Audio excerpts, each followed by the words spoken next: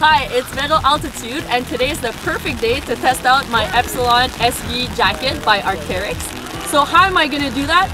Well, I'm going to look at a couple of criteria. So firstly, I'm going to look at its resistance to outside exterior factors such as rain and wind. Then I'm going to look at its breathability. Then we're going to look at its construction and fit. And finally, we're going to look at all the other little features that we have and also the warmth. So how are we going to test this jacket? Well, we're going to play some ultimate frisbee. Hi Altitude, my name is Jean-Lévis Champagne. I'm the general manager of the AUM, the Ultimate Association in Montreal. Why is it called Ultimate? Because we play in the rain, like here today. That's the fall league. We play in the spring, just when the snow melts. We play in the winter, in the snow. So it's an extreme sport, super intense sport. What's the goal of the game? Is to make some pass, catch the frisbee in the end zone to make a point. You're not allowed to walk with the disc. Thank you Altitude Sports, Ultimate Frisbee. Allez, allez.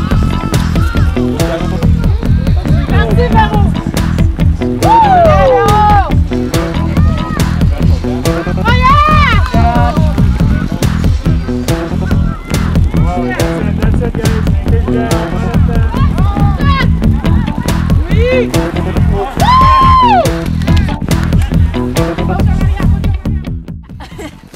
So I just played my game and I tested out my Arc'teryx jacket.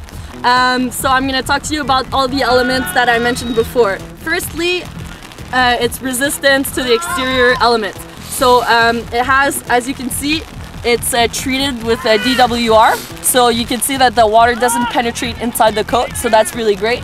It's really good with abrasions. So I did a bunch of layouts and I jumped, and you can see that it's like synthetic turf, so it's pretty rough on my jacket, but there's nothing that came out, so it's super resistant to abrasion, so that's really great. One thing though, that it's not resistant to like a lot of rain. It's not 100% waterproof, so I wouldn't wear it when it's super rainy. Concerning its breathability, it breathes super well, especially compared to a shell, so that's really great for this coat. And it's made in polyester, so the polyester is a fiber that repels water.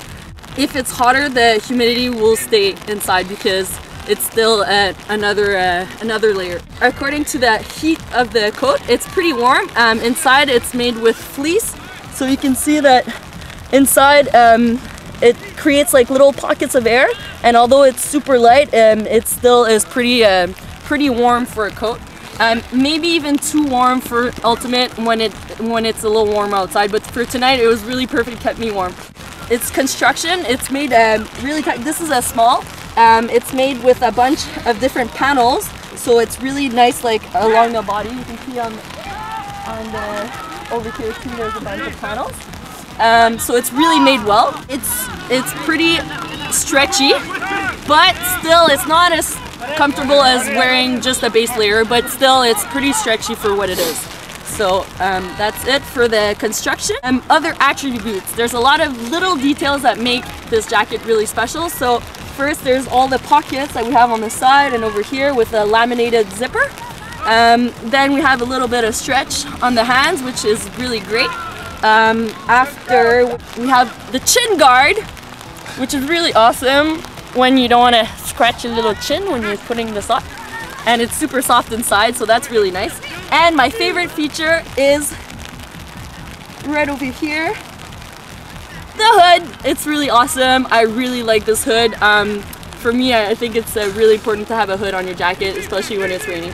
So this is a perfect mix between fleece and a exterior shell, so it's a perfect match between.